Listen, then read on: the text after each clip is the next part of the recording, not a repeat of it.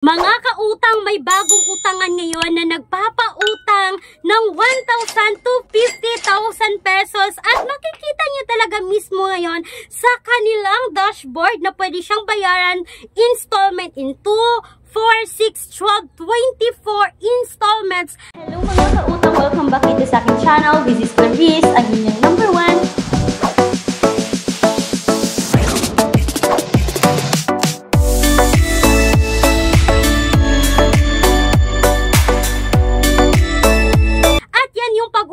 Natin at susuriin nating mabuti yung utangan na ito kung makakatulong nga sa atin pagdating sa emergency needs natin. Dahil mga kautang, itong utangan na ito is tumatanggap po ng UMID, SSS, TIN, passport, driver's license, voter's ID, GSIS card, and national ID or PhilSys ID. So alam ko mga kautang, nagsilabasan na ngayon yung national ID natin. So pasok kayo dito. But bago yan mga kautang, hayaan nyo muna ako na subukan ko muna yung utangan na ito kung para nga ba talaga sa inyo, na makakatulong nga ba talaga sa inyo. At hindi lang yan mga kautang, itong pag-uusapan natin is makikita sa Google Play Store or sa App Store or sa V-App Store. So, ibig sabihin, kailangan yung i-install, kailangan yung i-download. So, mga kautang, kapag ayaw nyo mag-install, ayaw nyo mag-download kasi nga nakukuha nila or na-access yung mga phones natin. So, may mga alternatives tayo, mga kautang, na ilalagay ko sa description box or sa pen comment section ng video na ito na hindi nyo na kailangan i-install kasi nga apply direct website. May mga 0% na offer dito, 0% interest, may mga 30 days babayaran din sa unang hiram. Pero hindi ibig sabihin na nabanggit ko is utangan nyo na. Ang disclaimer mga kautang, ang video na to ay hindi sponsored, hindi financial advice. So, nasa sa inyong mga kamay pa rin ang desisyon kung kayo po ba ay uutang talaga dito. So, mga kautang, it's all about Pesumo na under po ng Pearl Lending Company. So, ang dami pong sister company ngayon ni Pesumo dahil kasama niya dito si SC Peso Pro Lending, si Cashbox Lending, at itong si Kita Kwarta Lending. So, itong mga nabanggit ko no is under po ng Pearl Lending kasama na si Pesumo. Hindi ito submitting entity sa CIC at hindi rin po ito accessing entities dito sa CIC mga kautang no. So, dahil sa laki ng offer ngayon ng Pesumo mga kautang, sinubukan talaga na mag-apply dito. As usual, kailangan natin maglagay ng personal information, yung trabaho natin, kung saan tayo nakatira mga kautang, kailangan natin i-fill in lahat dito, no?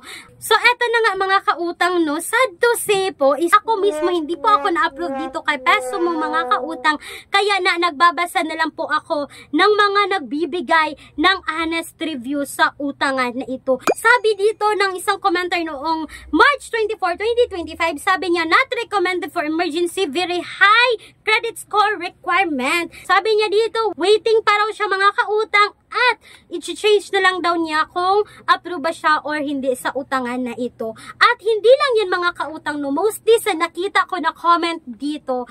Sabi niya doong March 22, 2025 mga kautang, sa pag-review pa lang ng application, sobrang tagal na, baka scammer ang app na ito. Sabi din ng isa mga kautang, auto-reject para kinukuha lang yung mga info natin. Sabi rin ng isa, scam po ito, wag subukan. So, mga kautang no, pag nag-filter out kayo ng mga comments dito, is makikita nyo talaga yung mga legits na mga comment ng isang commenter. At kapag nakita nyo talaga dito mga kautang, is puro talaga siya negative. So, nagtingin ako dito sa nagbigay ng 3 star, ito nagbigay ng 3 star, 4 star, at 5 star mga kautang no. Sabi ng isa dito, fast application, hoping for fast approval. So, nagbigay na sila ng 3 star, 4 star, or 5 star kahit hindi pa sila na-approve dito mga kautang. Yan lang talaga yung hindi nakaganda no, na sa ating mga borrower. Sana hindi po muna tayo magbigay ng mataas na ratings kapag hindi po muna tayo na-approve dito. Kagaya lang namang ng isa, kapag hindi nyo talaga natin, kapag hindi talaga natin na-filter out yung mga nagbibigay ng comment dito mga kautang, is makikita talaga natin na sobrang ganda ng ng utangan. Pero na-filter out natin to mga kautang, dyan nalalabas ang tunay na mukha ng utangan na ito kung maasahan ba or hindi. So para sa akin mga kautang, no, walang utangan ngayon na nagpapautang ng installment agad, pwera lang doon kay Mabilis Cash. No mga kautang, kasi si Mabilis Cash is talagang maaasahan, like Happy Cash din na maaasahan on tangan online. So ito si Pesumo installment loans, pangalan niya lang yung installments dito mga kautang, pero hindi talaga siya installment. So kung kayo dyan ay may experience dito kay Pesumo, you can comment down below mga kautang para mabasa rin at makita ng mga ibang commenter or ibang umuutang or ibang gustong umutang kay Pesumo. Sana po ay nakatulong itong quick review na to ngayon mga kautang, no?